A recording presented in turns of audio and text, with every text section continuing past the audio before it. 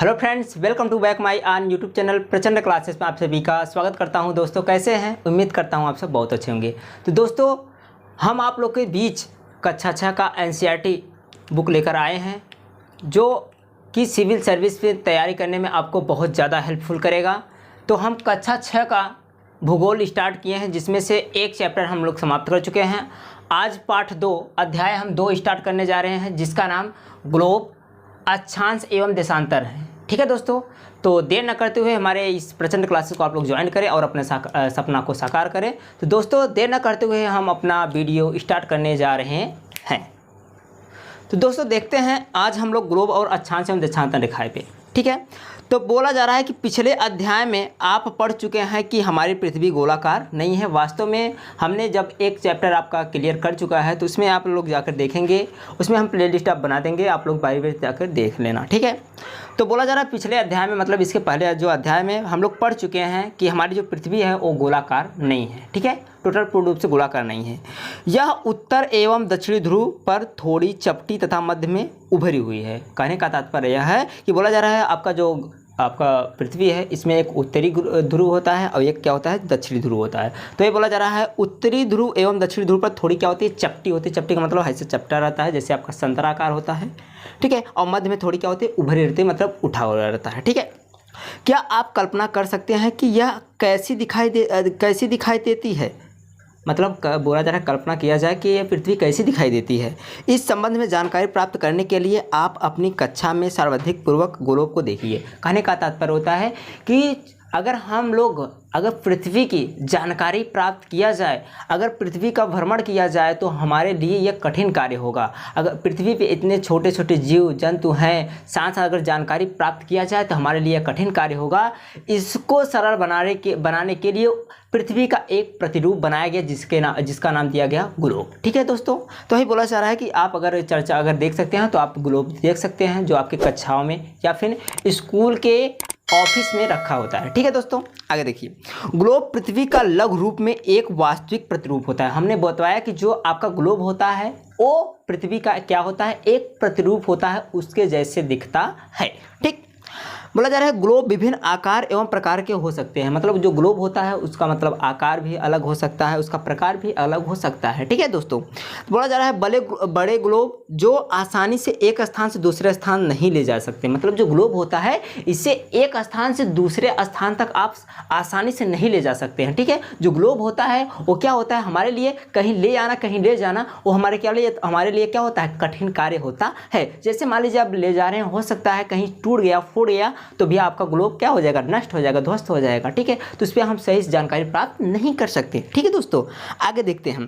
Pocket में रखने योग्य छोटे ग्लोब तथा गुब्बारे जैसे ग्लोब जिनमें हवा भरी जा सकती है एवं आसानी से एक स्थान से दूसरे स्थान तक ले जा सकते हैं। बोला जा रहा है जो ग्लोब होता है अगर ले जाना है तो भैया आप पॉकेट में कैसा रखेंगे, मतलब रखने योग्य होता है तो उसे छोटे ग्लोब, मतलब छोटा ग्लोब होता है जो गुब्बारे के आकार का होता है। गुब्बारे का मतलब उसमें अगर हवा भर दोगे तो भैया आपका ग्लोब तैयार हो जाएगा। इसके बाद आपका कार्य हो जा रहा है, उस गुब्बारे में से क्या कर दीजिए, आप हवा को निकाल दीजिए। इसके बाद आप अपने पॉकेट में रख सकते हैं, पॉकेट मतलब जेब में रख सकते हैं। ठीक है दोस्तों, तो और इस कार्य को भी आप आसानी से कहीं एक जगह से दूसरे जगह तक ले जा सकते हैं। ठीक है दोस्तों, जैसे मोबाइल वगैरह होते हैं तो क्या करते हैं, मतलब उसे बचाव रख रखाव के लिए क्या करते हैं दोस्तों, सब लोग अपने क्या करते हैं, पॉकेट में डाल लेते हैं। ठीक है, जिससे गिरे ना और एक स्थान से दूसरे स्थान तक आसानी से जा पहुंचे। ठीक दोस्तों, आगे देखिए।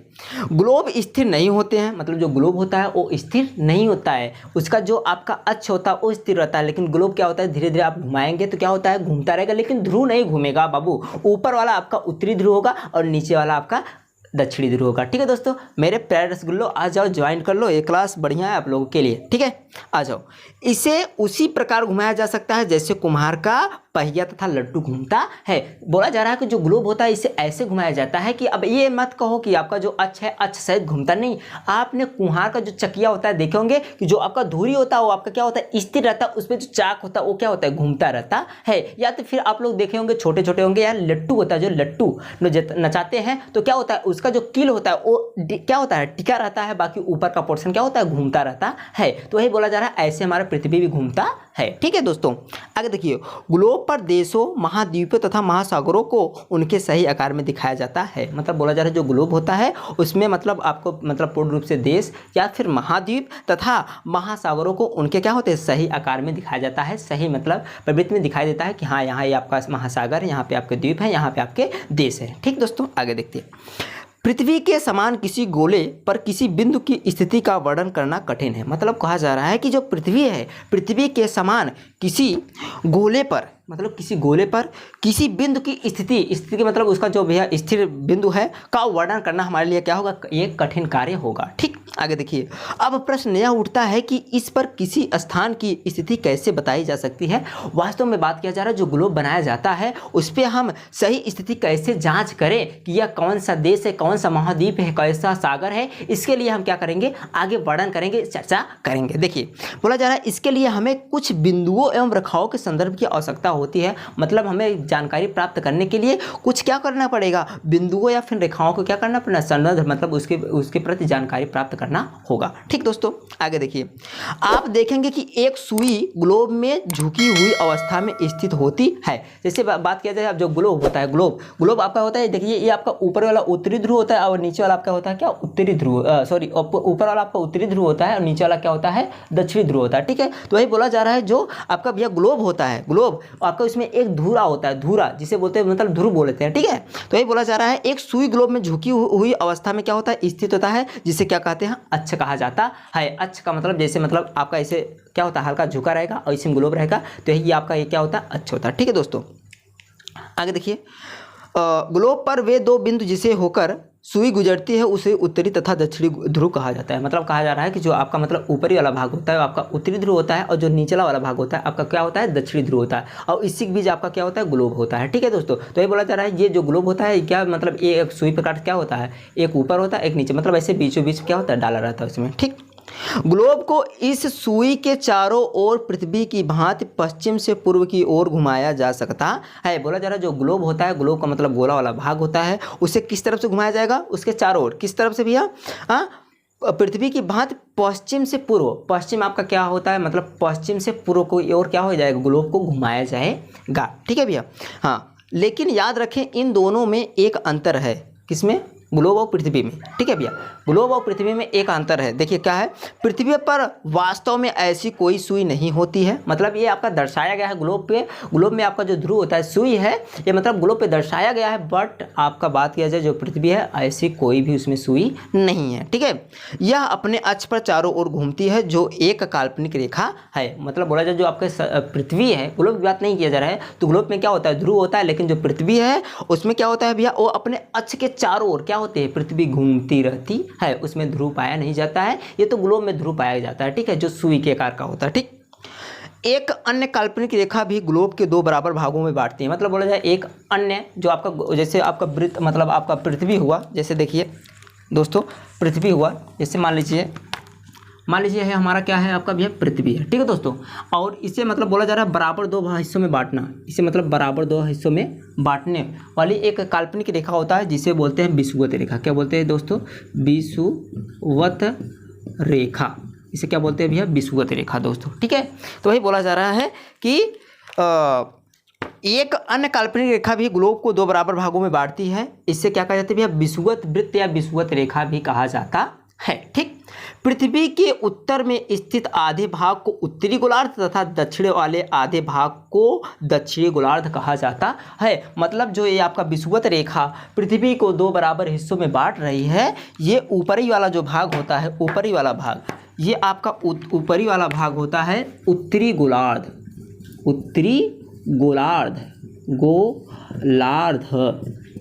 गोलार्ध, और निचली वाला भाग आपका क्या होता है, दक्षिणी गोलार्ध। क्या होता है दोस्तों, दक्षिणी गोलार्ध। ठीक है, दक्षिणी गोलार्ध क्या होता है, दक्षिणी गोलार्ध होता है। ठीक है भैया, तो ये बोला जा रहा है जो पृथ्वी को दो बराबर हिस्सों में बांटती है उसे विषुवत वृत्त या विषुवत रेखा कहा जाता है, और जो ऊपरी वाला भाग होता है आपका उत्तरी गोलार्ध होता है और निचली वाला भाग क्या होता है, आपका दक्षिणी गोलार्ध होता है। ठीक है दोस्तों, आगे देखिए।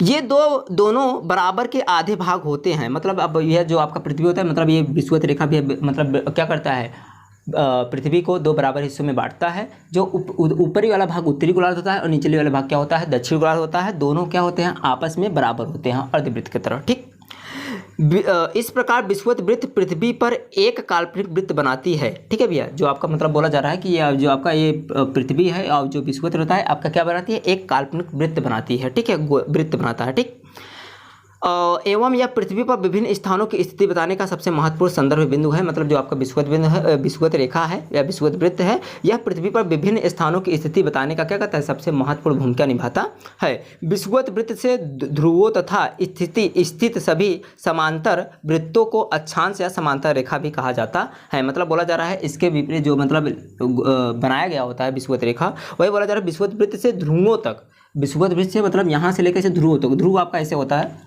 ठीक है, ध्रुव ऐसे आपका होता है, मतलब ये वाला ऐसे। ठीक है, तो वही बोला जा रहा है विषुवत रेखा से मतलब इसके ध्रुवों तक, मतलब ऐसे ध्रुवों तक, यहाँ तक। ठीक है, ध्रुवों तक। ठीक, स्थिति सभी समांतर वृत्तों को क्या कहता है भैया, अक्षांश रेखा कहा जाता है। समांतर का मतलब भैया एक दूसरे की कहते हैं रेखा समांतर होती है। ठीक है, बराबर होती है।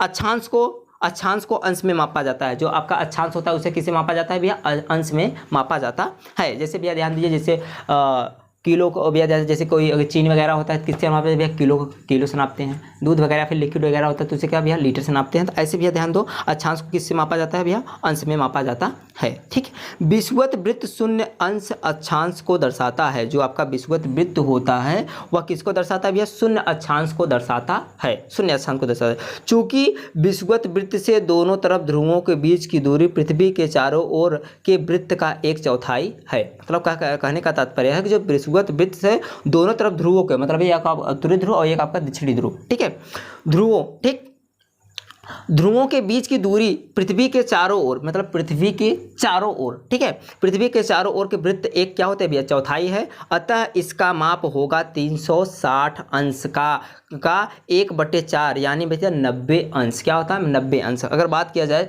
जो आपका मतलब अगर पृथ्वी जो वृत्त होता है, वृत्त का टोटल मान किया जाए तो भैया आपका क्या होता है, 360 डिग्री का होता है। अगर चौथाई बात किया जाए तो आपका भैया 90 होगा। चौथाई का मतलब भैया 4 भाग। ठीक, इस प्रकार 90 अंश उत्तरी अक्षांश उत्तर ध्रुव को दर्शाता है तथा 90 अक्षांश दक्षिणी ध्रुव को दर्शाता है। मतलब बोला जा रहा है जो आपका उत्तरी अक्षांश है और दक्षिणी दशांश है वो दोनों भैया क्या होते हैं, बराबर होते हैं। ऊपर वाला मतलब उत्तरी अक्षांश भी 90 डिग्री होता है और दक्षिणी गोलार्ध भी क्या होता है, 90 अंश का होता है। ठीक, इस प्रकार विषुवत वृत्त के उत्तर की सभी समांतर रेखाओं को उत्तरी अक्षांश कहा जाता है। मतलब बोला जा रहा है इस प्रकार विषुवत वृत्त पर, जो विषुवत वृत्त के उत्तर की ओर क्या होता है भैया, उत्तर की ओर की सभी समांतर रेखाएं, समांतर मतलब भैया एक बराबर होती हैं। समांतर रेखाओं क्या भैया, तो उत्तरी अक्षांश कहा जाता है। और यही इसका उल्टा मतलब आपका उत्तर की तरफ और एक आपका क्या होगा, दक्षिणी। अगर मान लीजिए ये आपका उत्तर तो ये आपका क्या हो गया भैया, दक्षिण होगा। ठीक है, सॉरी ये आपका उत्तर होगा तो आपका क्या है भैया, दक्षिण है। ठीक है, तो वही बोला जा रहा है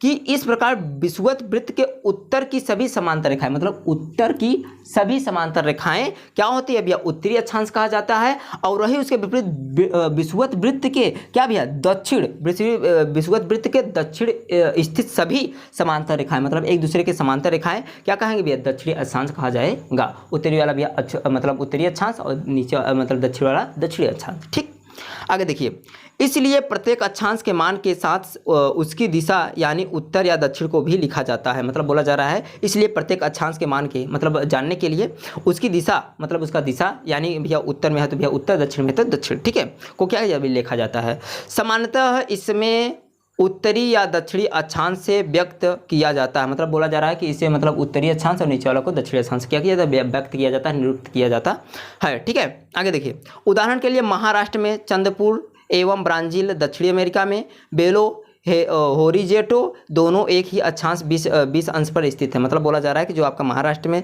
चंद्रपुर एवं ब्राज़ील में दक्षिण अमेरिका में है, ये दोनों क्या है भैया, एक ही अक्षांश मतलब 20 अंश पर क्या है भैया, स्थित हैं। बेलो होरिजेटो ये भी आपके वहीं है। ठीक, चंद्रपुर विषुवत वृत्त के 20 अंश उत्तर में एवं बेलो हेरोजिटो जेटो विषुवत वृत्त के 20 अंश दक्षिण में स्थित है। मतलब कहने का तात्पर्य है कि जो चंद्रपुर विषुवत वृत्त के 20 अंश उत्तर में मतलब उत्तर में ऊपर की तरफ, ठीक है, स्थित है ठीक है। और आपका मतलब बोले और होरी जोटे विषुवत वृत्त के 20 अंश दक्षिण में क्या है भैया स्थित है। मतलब आपका चंद्रपुरम यहाँ है, चंद्रपुर आपका क्या है भैया, चंद्रपुर यहाँ पे है विषुवत के मतलब उत्तरी, और आपका भैया ध्यान दीजिए, और आपका जो होरी जेटो है आपका कहाँ भैया दक्षिणी में, ठीक है। कहाँ 20 अंश तक क्या है स्थित है, ठीक। आगे देखिए, इसलिए हम कह सकते हैं कि चंद्रपुर 20 अंश उत्तरी अक्षांश पर तथा बेलो होरी जेटो 20 अंश दक्षिणी अक्षांश पर क्या है भैया स्थित है। मतलब कहने का तात्पर्य है, इसे हम शॉर्ट में कह सकते हैं कि भैया चंद्रपुर क्या है भैया उत्तर में भैया 20 अंश स्थित है, और आपका जो बेलो होरी जेटो है आपका क्या है भैया 20 अंश क्या है भैया दक्षिण में स्थित है, ठीक। आगे देखिए, चित्र है एक, आपका स्पष्ट करा देंगे। जैसे हम विषुवत वृत्त से दूर जाते हैं अक्षांश का आकार घटता जाता है। मतलब बोला जा रहा है जब विषुवत रेखा से जब हम मतलब यह दूर जाते हैं, मतलब धीरे धीरे जैसे दूर चले जाएंगे, ध्रुवों के पास नज़दीक चले जाएंगे तो अक्षांश का आकार क्या होता है धीरे धीरे घटता जाता है। जैसे मान लीजिए आपका, मान लीजिए ये रेखा हुआ, मान लीजिए आपका ये रेखा हुआ, मान लीजिए यहाँ से इतना है, इसके बाद यह मतलब आपका यहाँ इससे इतना होगा, धीरे धीरे से मतलब क्या होगा ध्रुवों के पास जाते जाते ये क्या होते हैं धीरे धीरे घटती चली जाती है, ठीक है दोस्तों। तो दोस्तों उम्मीद करेंगे कि ये वीडियो आपको अच्छा लगा होगा। तो आज के लिए बस इतना ही, तब तक चलते हैं, अगले वीडियो मिलेंगे, तब तक के लिए कि जय हिंद, जय भारत, राधे राधे दोस्तों।